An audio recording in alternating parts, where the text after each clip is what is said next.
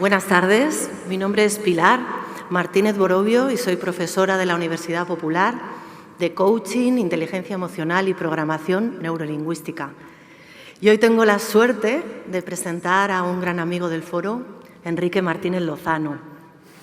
Él es psicoterapeuta, sociólogo, teólogo y se dedica a acompañar a las personas en esto de encontrar y descubrir y comprender quiénes somos realmente. Hoy nos recuerda con su presencia y su propia experiencia vital algo que he leído en uno de sus últimos libros. No es lo mismo hablar del duelo que ser traspasado por él.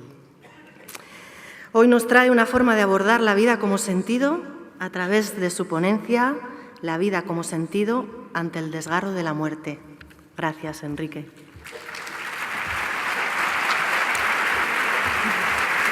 No se me falta esto.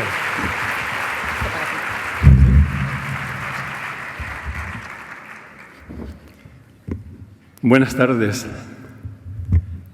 Realmente, como decía Ana María esta mañana, resulta conmovedor estar aquí y sentir la vibración y la energía de tanta gente con todo lo que ha ido ocurriendo a lo largo del día. Quería empezar, lógicamente, dando las gracias a cada una y cada uno por vuestra presencia y vuestra confianza. Quería también felicitar a la Universidad Popular y, en particular, a los organizadores y organizadoras de este foro, que alcanza ya la 12ª edición. Es todo un reto, ¿no? Y claro, cuando uno está detrás, entre bambalinas, aprecia la cantidad de personas que se están moviendo para que esto sea posible. Así que de corazón también, felicitaciones, enhorabuena y, como se dice en latín, decían, ad multos annos, por muchos años, que dure, que continúe. La verdad es que no estoy en mi mejor día. Si hubiera sido libre no estaría aquí, me hubiera escapado por ahí, pero toca estar. Y lo quiero decir de entrada porque a lo mejor diciéndolo ya lo desdramatizo un poco y me permite reconectar con lo que es habitual en mí, que es la alegría de estar delante de gente compartiendo.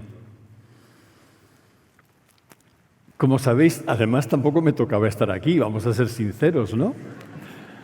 Estoy supliendo a Gustavo García Díez, al que le deseo, imagino que le deseamos todos, una pronta y completa recuperación de su problema de salud. Gustavo, contigo. Cuando Gustavo se puso enfermo, Ana María me llamó un poquito agobiada porque los días echaban encima ya la fecha para ver si podía venir. Y yo a Ana María no puedo decirle que no, jamás, porque tengo una deuda con ella que es impagable y será impagable, así que tenía que decir que sí. Pero no solo por Ana María, sino porque Logroño para mí es un gusto venir a Logroño. Me parece una ciudad acogedora, una ciudad amable, vengo muy a gusto. Y también porque tengo muchas personas conocidas y muy queridas en Logroño. De hecho, es de las pocas ciudades que seguimos haciendo durante el año 2 encuentros de fines de semana. Y es un gozo venir a estos encuentros y compartirlos con estas personas amigas. O sea que a Logroño vengo muy a gusto. Pero este año vengo también un poco removido. Ayer fue un día peligroso, entre comillas. Anoche casi no pegué ojo y hoy hago lo que puedo para estar aquí.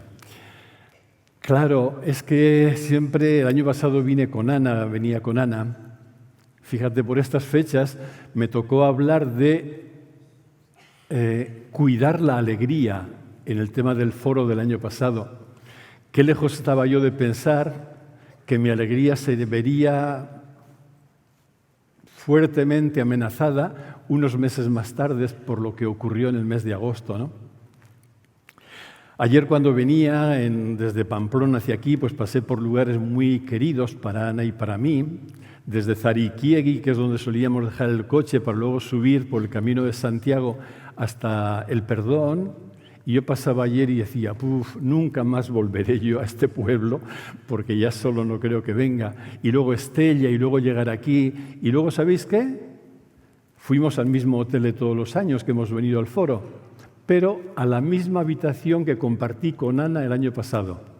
Digo, esto ya está señalizado, esto es algo que yo tenía que vivir sí o sí para seguir elaborando el duelo, ¿no? Y la verdad es que lo que yo querría esta tarde sería prestarle mi voz a Ana y que ella hablara a través de mí. Tengo un amigo psicólogo que se ha especializado en psicología transpersonal, ha hecho una preparación en este campo específico, muy rigurosa, y a los poquitos días de la partida de Ana vino a verme y me dijo, dice, ¿tú me permites que yo te dé una hipótesis que explique lo que le ha pasado a Ana de esta forma tan brutal y tan inesperada? Digo, claro. Y él me dijo, dice, mira, Ana para mí sobre todo era una pedagoga dedicada a facilitar y a ayudar a la gente a entender y a vivir. Dice, por los motivos que fuera, Ana vio que su ciclo había terminado, entonces te toca a ti ahora hacer posible que Ana siga desarrollando su labor de pedagoga. No sé si esa hipótesis es acertada o no, pero lo que sí os puedo decir, con el corazón en la mano, es que desde el mes de septiembre, que volví a retomar la actividad después de la partida de Ana, toda la actividad la vivo con ella, pero no solo con ella, sino que trato de que ella se exprese a través de mí. Y esto me lleva a una forma especial de preparar la actividad, como esta misma. Hace un ratito estaba dialogando con ella diciendo, Ana, tú ves que yo estoy hecho una catástrofe esta tarde, pero a ver qué pones de tu parte para que pueda ser algo de interés, ¿no? Y luego el desarrollo de la misma es una sensación de estar descansando en ella, como que ella está tomando la iniciativa. Y también os puedo asegurar que desde septiembre hasta ahora ha habido meses de actividad muy intensa, sobre todo octubre, noviembre, y sin embargo nunca antes en mi vida había vivido la actividad con tanto descanso como ahora. Así que, Ana, por lo que te toca, mil gracias.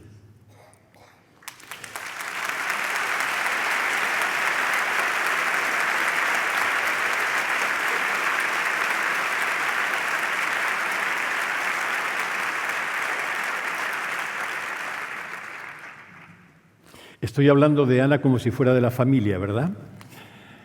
Sí, creo que muchos y muchas ya conocéis, pero por si acaso alguien no, una mera referencia, Ana lógicamente era mi esposa, la compañera de vida, y el 15 de agosto padeció un atropello brutal y violento mientras caminaba y paseaba en bici por un auto que el chofer evidentemente no la vio a ella y la hizo volar por los aires, también literalmente.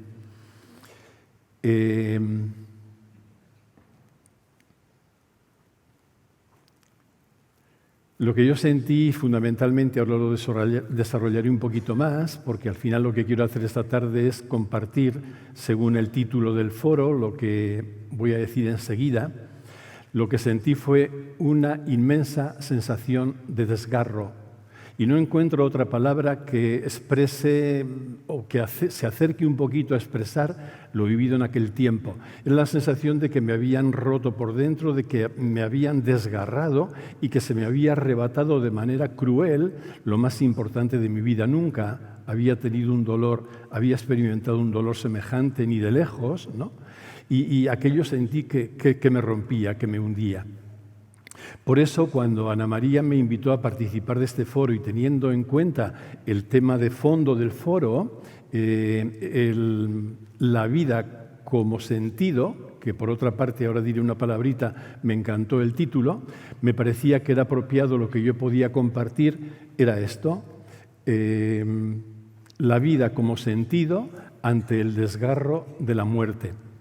¿Por qué el título me encanta? Pues lo decía esta mañana, lo decía Teresa, creo que también Enrique, mi tocayo, lo decían, porque yo también estoy convencido de que el sentido no es algo añadido a la vida, algo que tengamos que buscar o que tengamos que construir o que tengamos que... No, la vida misma es plenitud de sentido. Vida y sentido es una y la misma cosa. Entonces, si la vida es plenitud de sentido, ahí tiene que estar abrazado todo, absolutamente todas las realidades, incluido el dolor, incluido el desgarro, por violento que fuere, e incluida la muerte. Porque si algo de esto no estuviera incluido en la vida como sentido, la vida no sería plenitud de sentido, sería otra cosa. ¿Cómo se puede casar esto? ¿Cómo se puede vivir esto? Y hasta dónde lo podemos intuir será algo que querría compartir a lo largo de estos minutos. Pues bien, dicho esto, la pregunta entonces es esta: ¿cómo realidades que nos frustran, nos duelen y nos rompen tanto como el dolor, el desgarro y la muerte pueden formar parte del sentido? Antes de entrar en el desarrollo, me gustaría solo dar un apunte que a lo mejor ya nos sirve como de una pequeña lucecita y nos puede colocar en el buen camino. Nuestra mente, que tiende enseguida a ver los opuestos y hacer toda una lectura a partir de los opuestos, nuestra mente da por supuesto que la muerte es lo contrario de la vida. Entonces la vida puede tener sentido, pero como la muerte es lo contrario de la vida, con la muerte el sentido se acaba. No es así. Lo contrario de la muerte no es la vida, lo contrario de la muerte es el nacimiento. La vida no tiene contrario, porque es una realidad no dual. No hay nada que no sea vida y todo es vida. Entonces, tanto el nacimiento como la muerte son formas en las que la vida se expresa. Pero nacer es vida y morir también es vida. La vida está siempre a salvo, la vida no corre peligro. Dicho esto, y por si alguna a mí me pasa, os ayuda para seguir la exposición que voy a hacer ahora en este tiempo, tener como los puntos en los que me voy a detener, pues os lo adelanto, por si digo, os facilita seguir la exposición mejor. Lo que quiero compartir con vosotros y vosotras, y voy a ir controlando el tiempo, serían 4 puntos. En primer lugar, cómo he vivido esta situación. En segundo lugar, ¿qué me ha ayudado?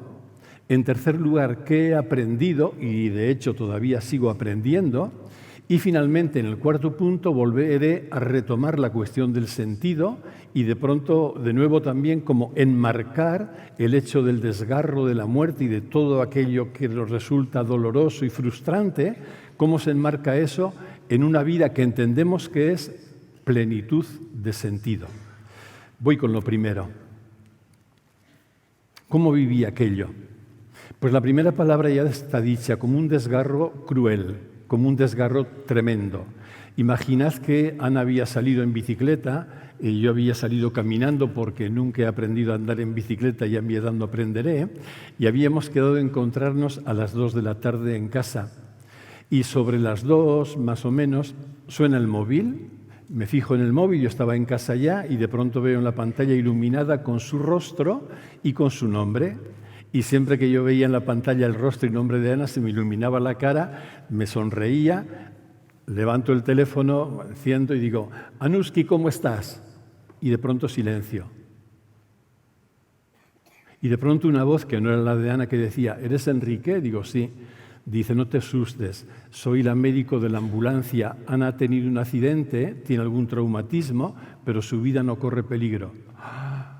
Y ya todo me dio vuelta. Algo ya en mí se detuvo, como de un preaviso de algo grave. Y claro, empecé a llorar. Y la médico por teléfono me dice, ¿quieres hablar con ella? Digo, si pudiera. Y se pone Ana, dice, cariño, un hilo de voz. Y no pudo más. Entonces la médico le quitó el móvil y me dijo, si quieres venir rápido a urgencias, yo te estaré esperando.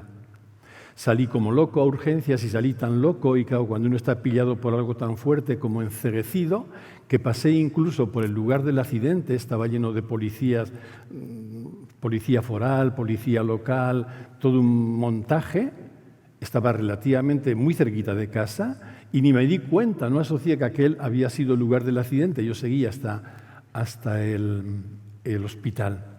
Estuve un rato en urgencias, la médico me atendió admirablemente bien, pero enseguida me comunicaron que la llevaban a la UCI, a Ana, para más seguridad. Estuve unas 16 horas en la UCI y a la mañana siguiente, en torno a las 6, ya falleció. Nos iban informando de una manera empática, humana, mejor imposible. El equipo de médicos, eran todo chicas, las médicos y cirujanas que la atendieron, y nos iban diciendo pues lo que veían, que sí que la recuperamos, que no, que se nos va, etcétera, y al final en torno a las 6 dijeron no hemos podido hacer nada. Yo le pedí permiso para poder entrar a la habitación de la UCI, me eché encima del cuerpo, todavía había respiración, aunque era irreversible ya su muerte, y estuve tiempo y tiempo llorando, desgarrado y con un sentimiento que nunca había experimentado, que nunca había conocido. Entonces, lo primero que yo viví fue esa sensación de desgarro por lo inesperado de lo ocurrido, por la forma brutal y violencia como había pasado, por el enorme hueco que dejaba en mi vida. Y a partir de ahí, todas aquellas primeras semanas, una sensación de ausencia, de soledad, de vacío, de angustia, que me resultaba totalmente insoportable. Sin embargo, curiosamente, en la forma de vivir todo aquello tal como se me regaló vivirlo, desde el primer instante lo que se despertó en mí de manera espontánea fue una enorme e inmensa gratitud. Incluso estaba echado sobre el cuerpo ya prácticamente inerte de ella, de Ana, y solo sentía, al mismo tiempo que el desgarro y el llanto desgarrador, una enorme gratitud por ella, por su vida, por lo que me había aportado, por lo que habíamos compartido juntos. Todo era gratitud, ¿no? Y desde muy temprano, esa misma mañana, cuando ya fui a casa, aunque lógicamente no dormí nada, no podía dormir, pero solo llegar a casa experimenté algo que esto sí que no dependía de mí. La gratitud era yo consciente de que tenía motivos para vivirla y la favorecía, pero de pronto empecé a experimentar una sensación de presencia, una presencia honda, intensa, totalmente viva de Ana, que me sorprendió absolutamente. Y no tuve nada más que decir amén, amén, aquella presencia sentida de esa manera. Es cierto que esa presencia no eliminaba mi angustia, y entonces yo empecé a experimentar en ese momento concreto estos dos planos de los que me gusta hablar siempre, ¿no? El plano de fondo, donde todo era presencia y una presencia plena, y luego el otro plano donde se movían los miedos, el dolor, el vacío, la angustia, el hueco, el echarla de menos todo el rato, y ahí estaba debatiéndome entre unas cosas y otras. Y esa presencia de Ana, que ha sido lo que más me ha sostenido en este tiempo, esa presencia se plasmó en lo que me gusta llamar guiños, pequeños detalles, y palabras. Podría estar hasta mañana a estas horas contando la cantidad de guiños y de palabras que he recibido de Ana en todo este tiempo. Solo voy a contar uno de cada grupo. De los guiños, el más importante, porque me cambió la vida y cambió mi forma de vivir el duelo, ocurrió el día 28 de septiembre. Dicen los psicólogos y neurocientíficos que cuando algo nos impacta fuerte, nos recordamos del momento, el día, la hora y hasta del olor que había en el lugar donde aquello ocurrió. Pues bien, el día 28 de septiembre, hacía un mes y medio de la partida de Ana, es mi cumpleaños. Y el 27 Ana siempre me preguntaba, ¿y qué te podré yo regalar este año? Y el 27 yo le dije, Ana, este año me tienes que regalar una dosis extrema de serenidad y de paz interior donde yo pueda anclarme para poder sobrellevar este tsunami que me resulta inmanejable. Y así quedé, apenas dormí y a las 4 por ahí me desperté con una sensación que no había experimentado desde el día 15 de agosto de un mar en calma dentro de mí. Había desaparecido todo el oleaje violento, todo el tsunami, y de pronto sentía grabado dentro de mí la presencia de Ana ahí en la zona del vientre, como hasta bien localizada físicamente, en una enorme sonrisa.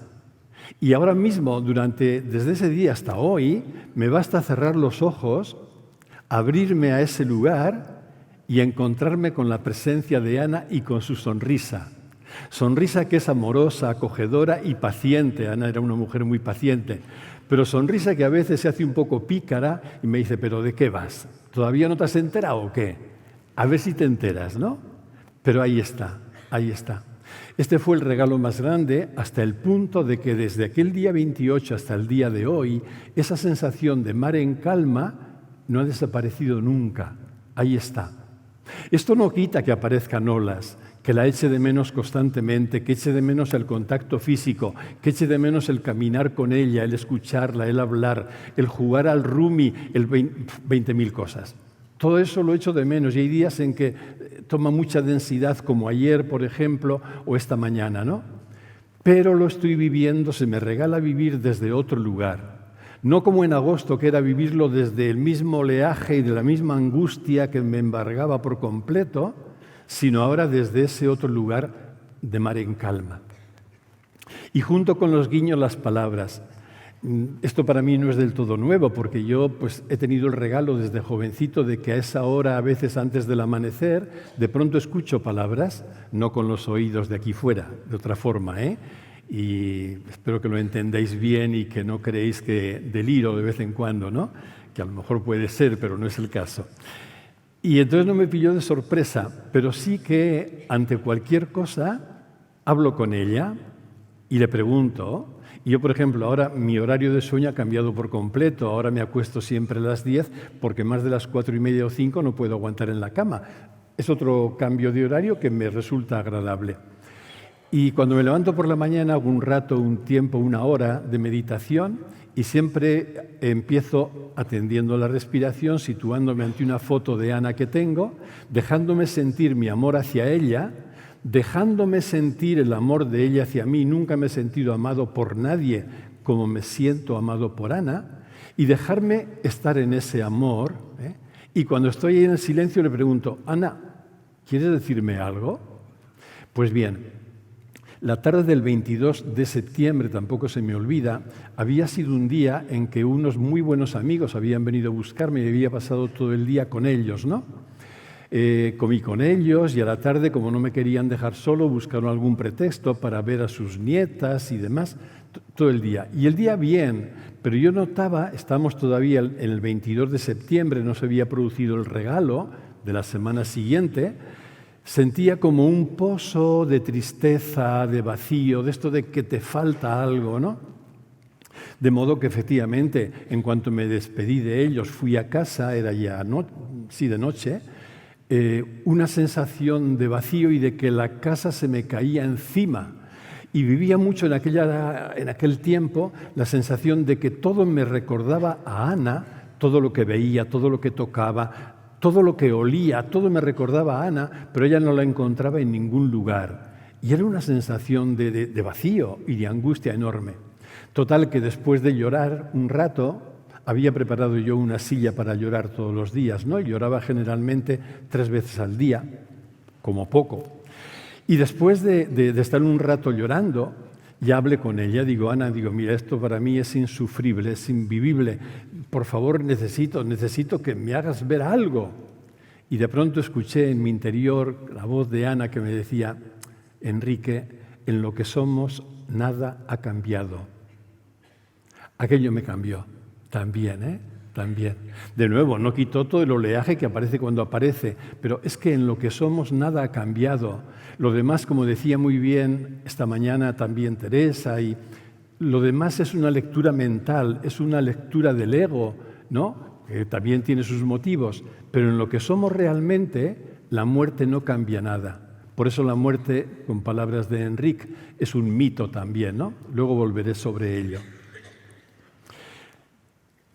Esto es lo que viví y esto es el modo como se me regaló, sobre todo como se me regaló vivir. Entonces no tengo nada más que gratitud a todo este proceso. En segundo lugar, ¿qué me ayudó a vivirlo así? ¿Qué me ayudó?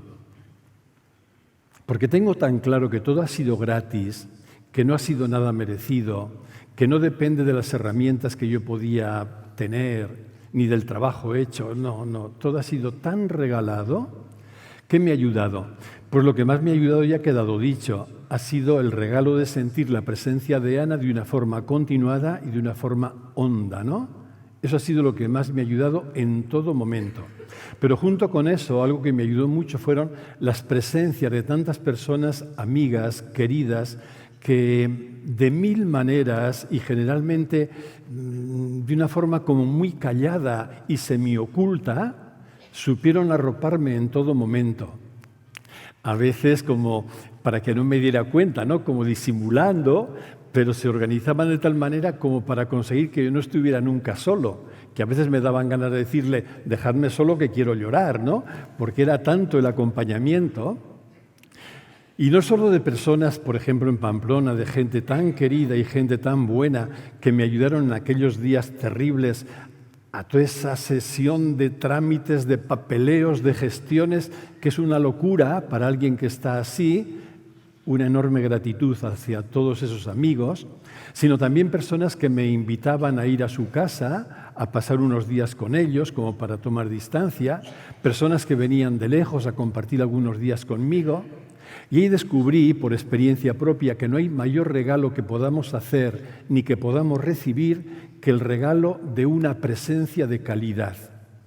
Porque esas personas que se me acercaban no venían a darme consejos, no venían a decirme lo que tienes que sentir o no tienes que sentir, no me decían nada. Sencillamente estaban de una manera entregada e incondicional. Ahí estaban. Esta presencia de calidad, esta presencia que me arropaba constantemente, esto también fue algo que me ayudó enormemente a poder vivir todo este proceso de duelo. Otra cosa que me ayudó fue el poder hablar, el escribir y el llorar. Decía antes que todos los días lloraba unas 3 veces al día. En cuanto yo notaba que esto se iba cargando y que había como mucho contenido, casi que me desbordaba, esto me estaba diciendo, necesitas evacuarlo, necesitas llorar. Y entonces me tomaba el tiempo, cuando disponía de él, para poder llorarlo. ¿Sabéis qué he descubierto? Que cuando algo nos duele, en este caso, y no añadimos historias mentales, el llanto y el dolor no duran nunca más de 15 o 20 minutos. Luego volverán. Pero si yo no añado historias mentales tipo decir, fíjate cómo me duele esto y qué va a ser de mí y ahora mi futuro y con quién voy a compartir y esto no tiene arreglo y mi vida ya se ha jodido. Cuando haces todo eso, el dolor, el sufrimiento y el llanto pueden no acabar nunca y cronificarse.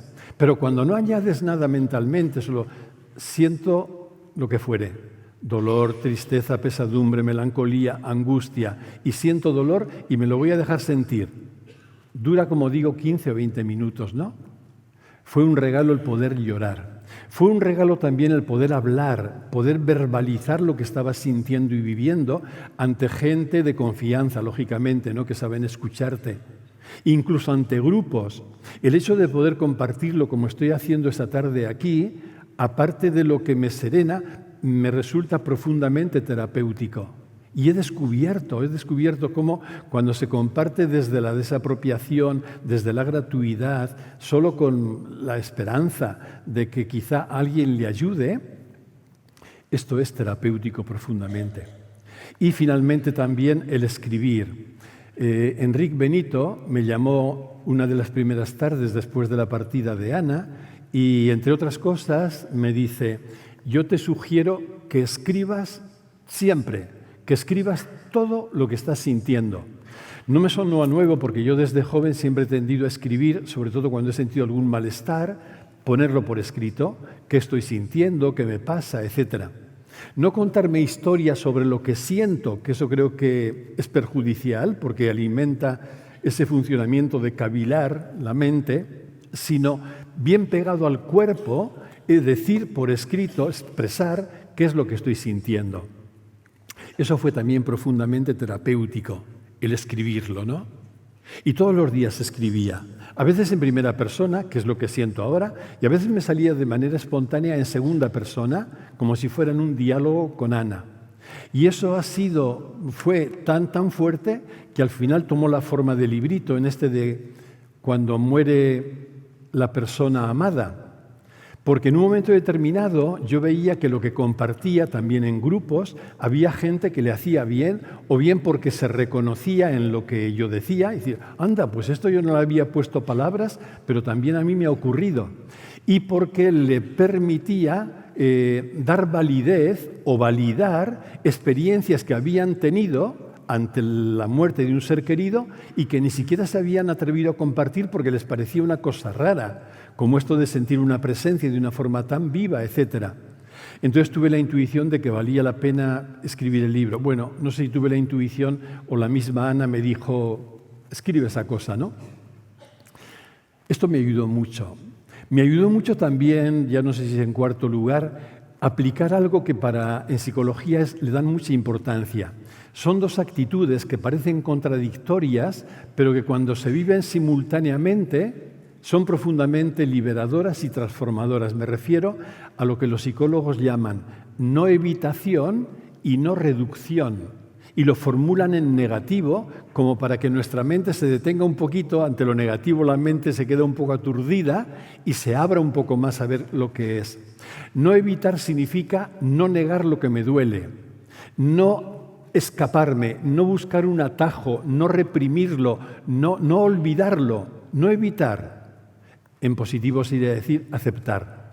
No evito esto que estoy sintiendo. Pero para que sea eficaz esto no es suficiente. Al mismo tiempo hay que vivir la otra actitud, que es no reducirme a lo que me está doliendo o a lo que me angustia, ni siquiera reducirme al yo que está padeciendo el duelo. Porque si yo no evito, pero me reduzco al dolor, me hundo en el pozo.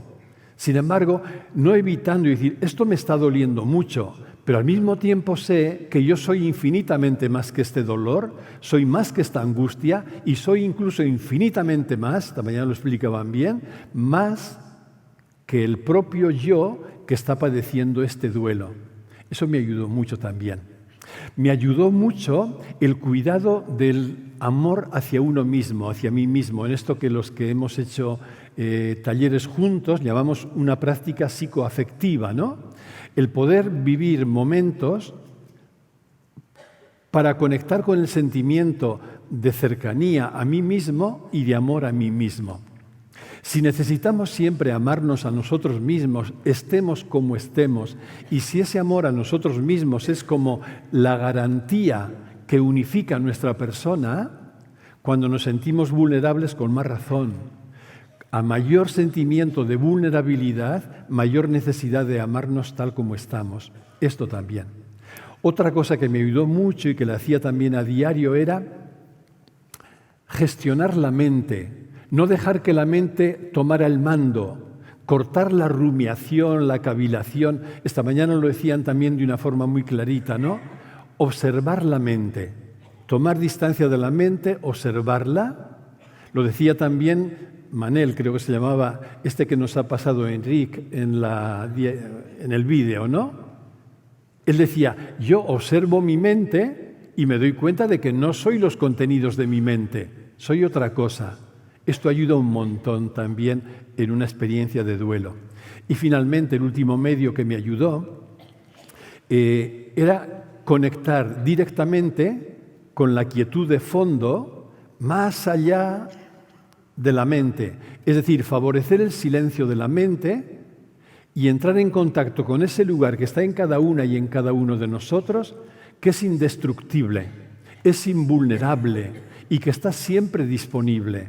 A lo mejor no tenemos fácil el acceso, el camino a él, porque lo tenemos olvidado, porque está bloqueado, pero está en todos, en todas vosotras, en todos nosotros, está ese lugar que podemos llamar presencia, quietud, como queráis. Es ese lugar que es nuestra casa. Es ese lugar donde todo está bien. Es ese lugar donde experimentas la plenitud de sentido, aun en medio del desgarro de la muerte. Esto es profundamente liberador. En esa hora de silencio que sigo haciendo todas las mañanas, de 5 a 6 más o menos, esto lo vivo siempre, ¿no? Después de estar un tiempo atendiendo la respiración, después de estar un tiempo sintiendo el amor de Ana hacia mí, de mí hacia Ana y de acogerme amorosamente, me dejo estar en ese silencio para conectar con ese lugar que constituye nuestra identidad. Eso es lo que somos. Eso es lo que somos. Y eso que somos es pleno. Eso que somos es invulnerable. Eso que somos se halla siempre a salvo. Tercer punto. ¿Qué me ayudó? ¿Qué viví? ¿Qué me ayudó? ¿Qué he aprendido? ¿Qué he aprendido y qué sigo aprendiendo? Ayer mismo. No, ocasiones de aprendizaje no faltan en una experiencia así, ¿eh? Es como que tienes un examen a cada rato. Viendo el reloj y el tiempo que nos queda, resumiría lo que aprendí en 3 cosas. He aprendido y sigo aprendiendo muchas más, pero en 3, y las voy a decir brevemente. La primera, he aprendido que la muerte es un mito.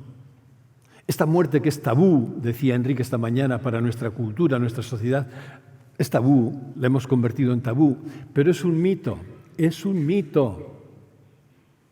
Claro que duele enormemente la pérdida de la presencia física. Claro que me duele enormemente no poder reírme con Ana físicamente, tocarla, abrazarla, salir a caminar con ella, llevar 20.000 proyectos juntos. Claro que me duele, ¿vale? Pero luego veremos por qué eso me duele tanto y veremos por qué eso no es definitivo.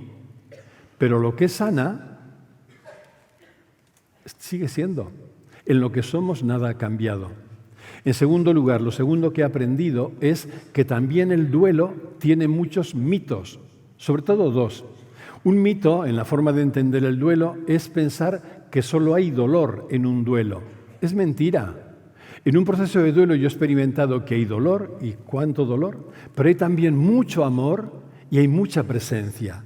Y es una pena cuando una persona vive el proceso de duelo que no pueda conectar o vivir también el amor que hay en ese proceso, en esa etapa, el amor y la presencia. Yo a veces, yo sé que esto según a quien lo diga, si por favor entendedme bien si podéis, ¿no?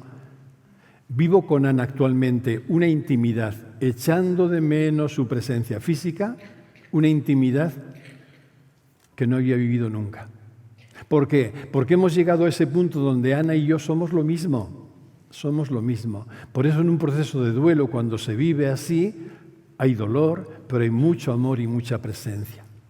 Y la tercera cosa que he aprendido y que sigo aprendiendo es que el dolor, cuando se vive bien, nos hace más humanos, nos humaniza. Y el dolor, cuanto más intenso, el desgarro de la muerte, por ejemplo, tiene un poder humanizador increíble.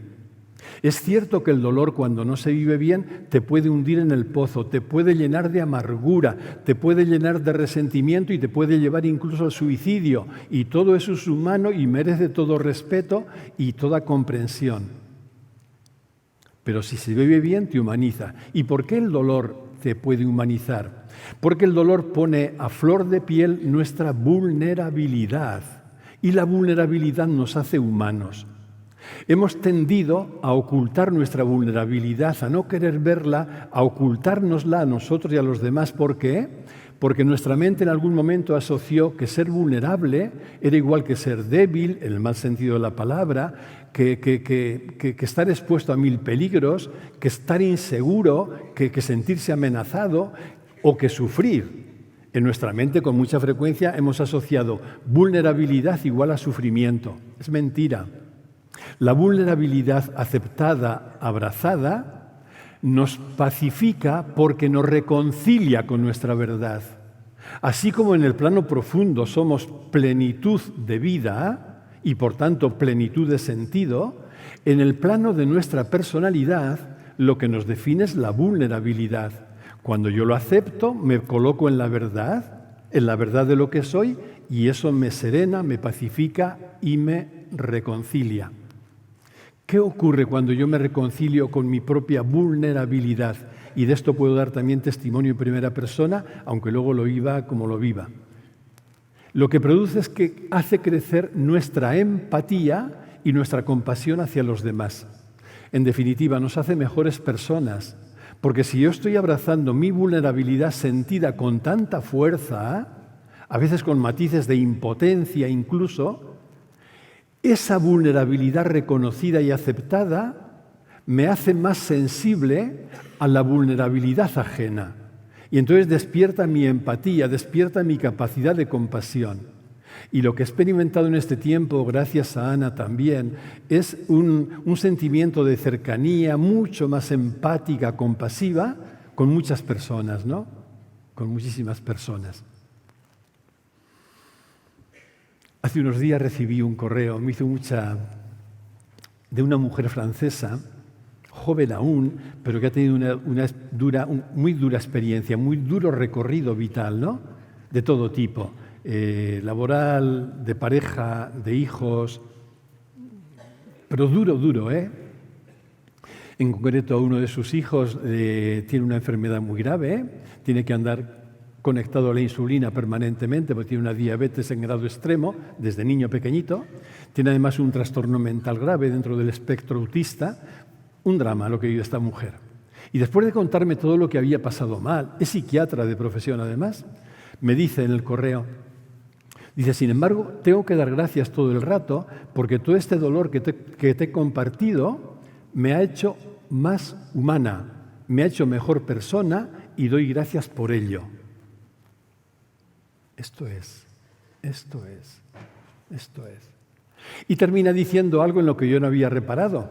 Dice, no sé si te has dado cuenta que en francés la palabra dolor y la palabra dulzor o dulzura es la misma palabra cambiando solo una letra. En francés dolor se dice douleur y dulzura o dulzor en francés se dice douceur. Se cambia la L por la C. Me pareció fantástico, no solo porque me encantan los juegos de palabras también, sino porque invita a esta lectura. Cuando yo el dolor propio lo abrazo, ahí se está gestando dulzor, ahí se está gestando dulzura. Esto los aprendizajes. Un paréntesis que se me ha olvidado antes, todavía en este campo, es que tengo muy claro que cada persona somos única, eso está bien, y que por tanto cada duelo es único. ¿Qué se deriva de aquí? Una actitud de enorme comprensión y de enorme respeto por el modo como cada persona está viviendo su duelo. No hay normas fijas, no hay un marco establecido que haya que seguir, no, cada duelo es único. Es cierto que tendremos que estar atentos y lúcidos, lúcidas, para no caer en algunas trampas que también las hay, como en todo lo humano. Por ejemplo, a veces los psicólogos llaman o hablan del duelo complicado. Un duelo complicado puede ser un duelo crónico, que se prolonga, no acaba nunca. Puede ser un duelo enmascarado o disfrazado, para alejarlo pero que no se resuelve. Puede ser un duelo compensado, donde nos hacemos adictos a cualquier cosa para evadirnos, pero nunca se resuelve. Es cierto que hay que estar lúcidos, lúcidas frente a esas trampas que pueden presentarse en el proceso de duelo y hacen mucho daño, pero dicho eso, cada persona tiene su recorrido. Y digo esto también porque para mi sorpresa y sorpresa de algunas personas cercanas, yo vi con claridad que mi proceso de duelo por la persona a la que más he querido en este mundo, yo había estudiado en psicología que me iba a durar ese duelo, teóricamente, tendría que durarme 2 años, por lo menos. Pues bueno, 2 años. Mi duelo se acabó el 28 de septiembre, a 1 mes y medio de la partida de Ana. Entonces yo me quedé sorprendido, ¿pero esto qué será? ¿Que la quiero menos de lo que yo pienso o qué? No. Con la gente también a la que se lo compartía, dice, pero no puede ser un duelo tan breve. Digo, no será, pero será un regalo exquisito de Ana hacia mí. Esto lo digo no para que nadie se compare con etapas, con fases, con años, con nada, no, sino para ver que cada duelo es único y lo importante es vivir el duelo de una forma lúcida o constructiva, porque no importa tanto salir del duelo antes o después, lo que importa es salir del duelo bien. Y salir del duelo bien no significa, pues ya se acabó el dolor, ya se han acabado los despertares, ya se ha acabado el oleaje. No significa nada de eso, yo lo sigo experimentando.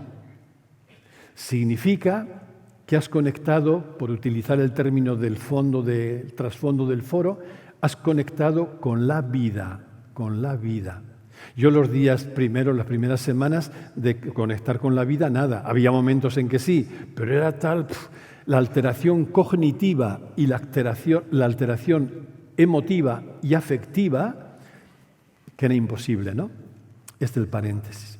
Y finalmente, el último punto, parece que vamos bien. Retomamos la cuestión inicial. ¿Cómo hablar de sentido o de la vida como sentido ante el dolor fuerte, la injusticia, pensamos ahora sobre todo en Palestina y en tantos otros lugares de guerra, ¿no? que ni siquiera nos llega información, de desgarros crueles y violentos, de muerte. ¿Qué pasa ahí con el sentido? Cuando hablamos del sentido y de la vida como sentido, eso no cabe en la mente, porque en la mente solo caben objetos y todo lo que está más allá de los objetos únicamente podemos hablar de ellos en forma metafórica, en metáforas. Por eso me gustaría contaros 2 metáforas. Sabéis los que me conocéis un poco que me encantan las metáforas. La primera la voy a contar en la versión de José Luis San Pedro, que era un hombre al que yo admiraba mucho, murió hace unos años con 95 años. Y el año mismo en que iba a fallecer, unos meses antes, una periodista de un diario de tirada nacional hizo una entrevista y a él lo fue conduciendo más o menos por el camino que ella quería, porque al final quería preguntarle si tenía miedo a la muerte o no. Y en un momento determinado dice, bueno, José Luis, ya tenemos 95 años, estamos donde estamos, ¿no te da miedo la muerte? José Luis San Pedro se queda así, en silencio un rato y dice, pues la verdad que no. Dice, yo considero que mi vida ha sido como un río que va triscando de acá para allá y de pronto llega un punto en que el río, ¡pum!, desemboca en el mar, se hace uno como el mar. Dice, te diré que yo ya empiezo a oler a sal. Esto es sabio, esto es sabio. Cuando yo leí esta entrevista me recordó, esto no era original de José Luis San Pedro, era de seguro habéis leído algo, Jalil Gibran, el autor de El Loco, El Profeta, etc. Este lo narra también esta metáfora y dice, cuando el río va a desembocar al mar, le entra un estremecimiento que no quiere saber nada. Dice, y si pudiera se volvería para atrás. Esto es sabio. ¿Qué le pasa al río cuando va al mar? Que pierde su nombre. Si vais al mar Mediterráneo, no encontraréis allí ningún río Ebro. Este río Ebro precioso que pasa por aquí, y más precioso aún por Zaragoza, más grande por lo menos, en el Mediterráneo no se encuentra. Ha perdido el nombre. Entonces, para poder dar el paso a llegar a lo que somos, tenemos que perder nuestro nombre. Pero mira la belleza de la paradoja. Justo cuando el río pierde su nombre y su forma de río, es cuando se encuentra como agua. Porque el río, ¿qué era? Una forma transitoria que el agua había adoptado. Pero lo que el río es en realidad, en esencia, digamos, es agua. Ana y yo somos la misma agua. Y Perico, y Juan, y Ezequiel, que debe andar por allí, y Ana María, y Nacho, somos la misma agua. Somos ríos diferentes. La cosa es si cuando miramos la muerte estamos dispuestos a perder nuestro nombre o no. Y la segunda metáfora es la metáfora muy socorrida también del océano y del oleaje, del fondo del océano y el oleaje. Es una metáfora que yo vivo estos días todos los días. Por un lado lloro, me duele, hay olas, y por otro lado hay ese mar en calma, un fondo de quietud, de presencia, y eso convive junto. Y esto me hace ver, como decía al principio, que si la vida es plenitud de sentido, que si el sentido no es algo añadido a la vida, sino que la vida es ya sentido, esto me hace ver que no puede quedar nada fuera del sentido. Ni siquiera la muerte, ni siquiera la injusticia, ni siquiera el desgarro. Nada queda fuera del sentido. Y entonces alguien podría preguntar, bueno, pues si esto es así, ¿por qué yo no lo veo? ¿Por qué no lo percibo? ¿Por qué no puedo percibir que todo tiene sentido, incluido estas cosas tan durísimas de vivir? Pues os voy a dar una noticia que no sé si os sentará bien o mal, pero solo hay un motivo por el que no lo percibimos. No percibimos que todo encaja en el sentido de la vida, en esta plenitud de sentido que es la vida. No lo percibimos porque estamos instalados en la mirada restrictiva y miope de nuestro ego. de la mente, si queréis. Sabéis que la mente y el yo es la misma cosa. El yo es el hijo de la mente. Entonces, podemos hablar de la mente, podemos hablar del yo o del ego, estamos hablando de lo mismo. Pero si yo estoy instalado en la mente o en el ego, no puedo ver el sentido en realidades que frustran al ego. ¿Por qué ocurre esto? La razón es muy simple y muy fácil de entender. La razón es porque solo podemos ver la realidad, todo lo que vivimos, lo que nos ocurre, lo que sentimos, todo, desde dos lugares, resumiendo mucho. Podemos verlo desde el lugar de la mente, que es el mismo que el lugar del ego, o podemos verlo desde otro lugar al que luego me referiré.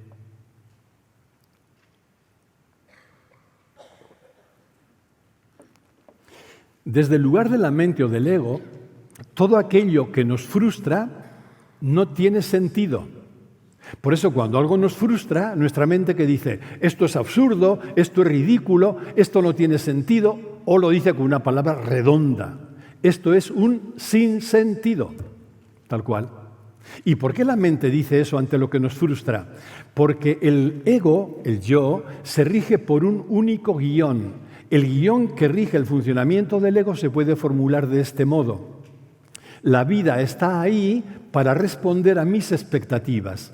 Y cada vez que la vida no responde a mis expectativas, y a veces no solo no responde, sino que te parte por medio, como a mí en agosto, cada vez que eso ocurre, el yo pierde toda referencia, y dice, esto es absurdo, esto no puede estar pasando, esto es injusto. Tengo un amigo, cuando pasó lo de Ana, todos los días me decía, esta puta vida. Yo comprendo que uno enfadado lo puede decir y que yo aquellos días casi lo suscribía. Luego te das cuenta de que no deja de ser nada más que un lenguaje del ego que no tiene nada más que una mirada miope, totalmente miope. Entonces el ego tiene razón cuando dice que esto carece de sentido. Carece de sentido para él, claro que sí. Absolutamente carece de sentido para él, porque para él solo tiene sentido lo que lo alimenta, lo que lo fortalece y lo que le agrada. Pero cuando aparece algo que le desagrada, que le duele, que lo rompe, que lo amenaza, esto carece de sentido.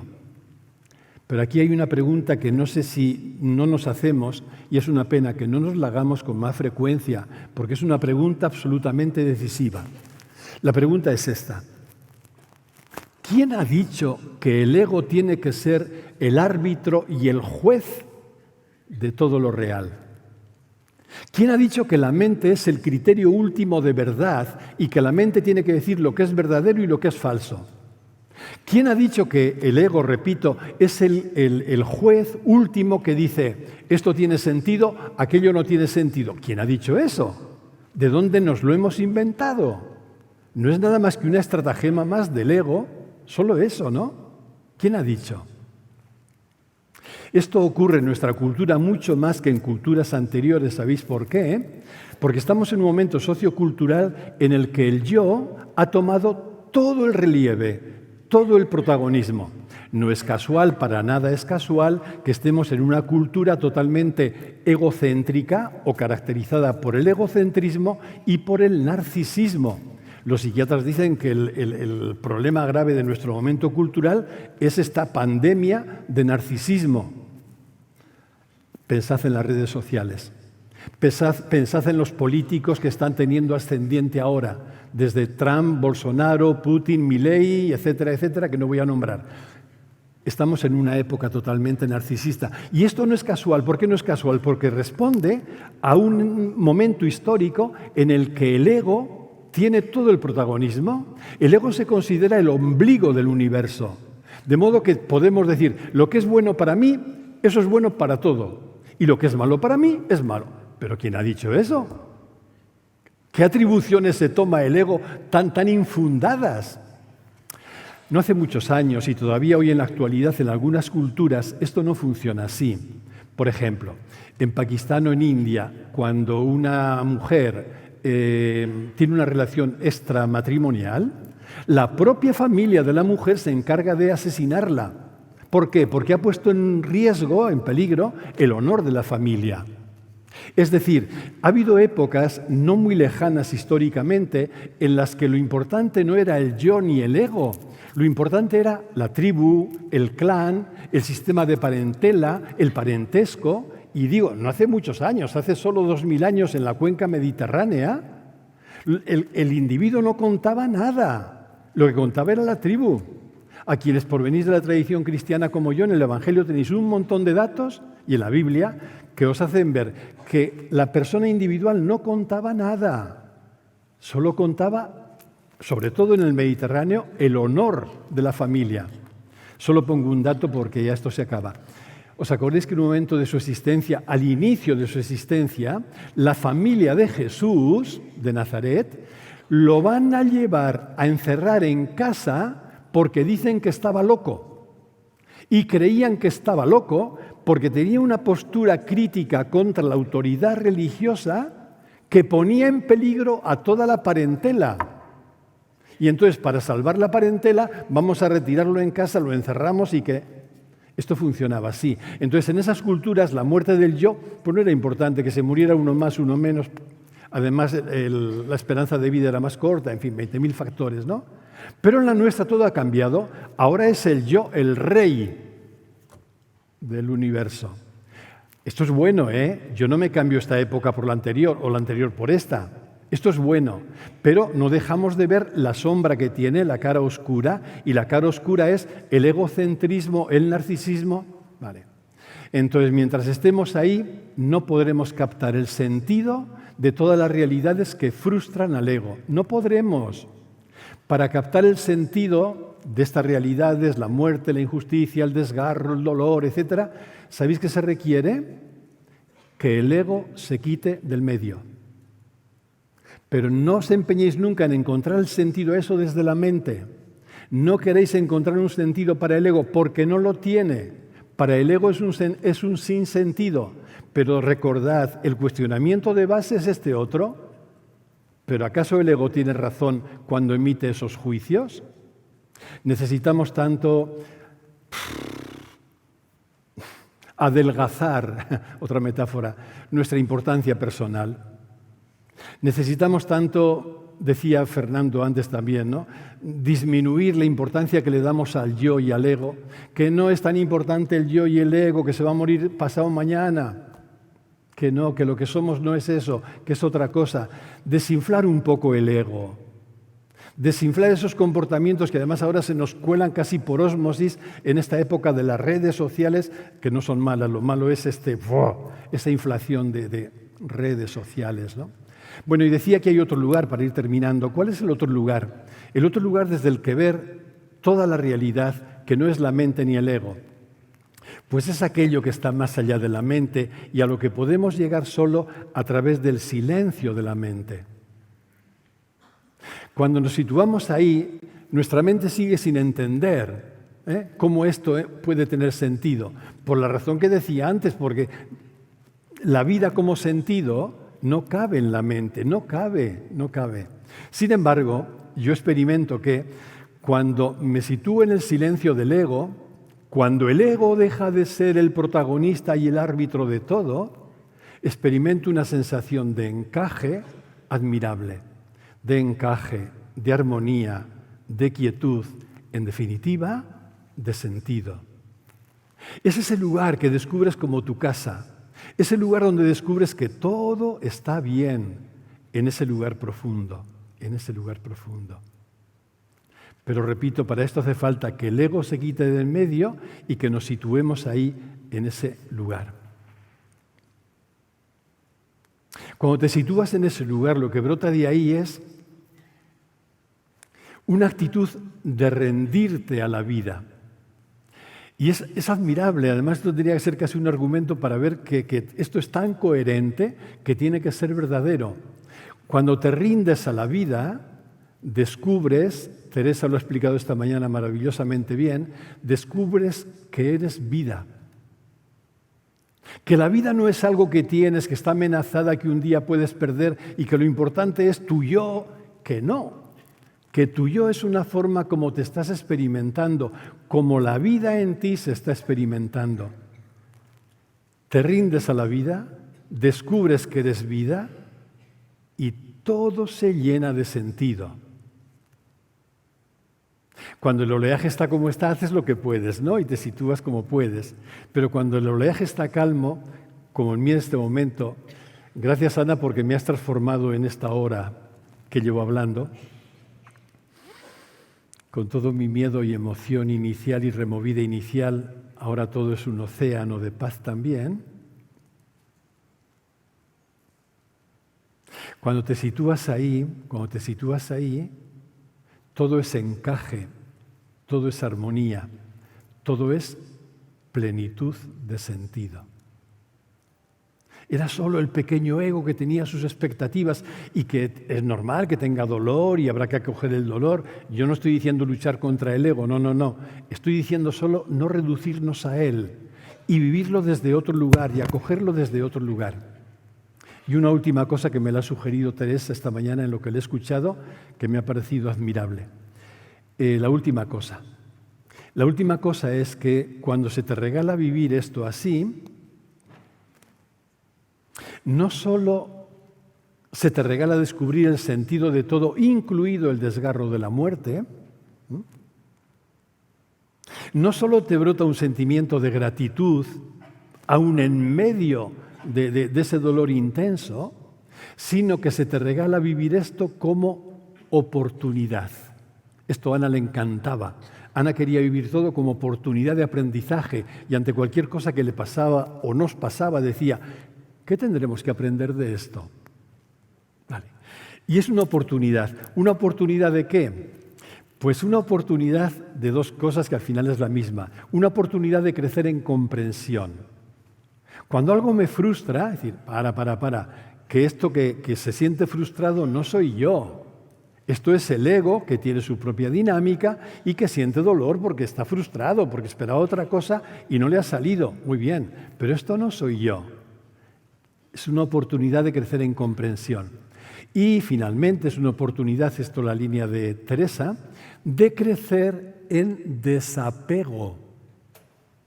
Desapego significa adelgazar el ego. Desapego significa darme cuenta de que esa prepotencia del ego que se erige como en el centro y que a veces me esclaviza y que me hace vivir para él, de pronto caer en la cuenta de que la sabiduría me está diciendo lo contrario. Desapégate del ego porque tú no eres el ego. Entra más en eso que Teresa llamaba, siguiendo el hilo del maestro Eckhart, pero también de San Juan de la Cruz y de otro místico turolense muy famoso del siglo XVII, Miguel de Molinos, esto que Teresa llamaba la nada. La nada. La nada significa que la mente se ha callado, que el ego se ha callado y que aparece ahí esto que nuestra mente llama nada, pero que en realidad es plenitud de presencia y plenitud de sentido. Os lo deseo de todo corazón. Y estoy seguro que Ana os lo desea también de todo corazón. Muchísimas gracias.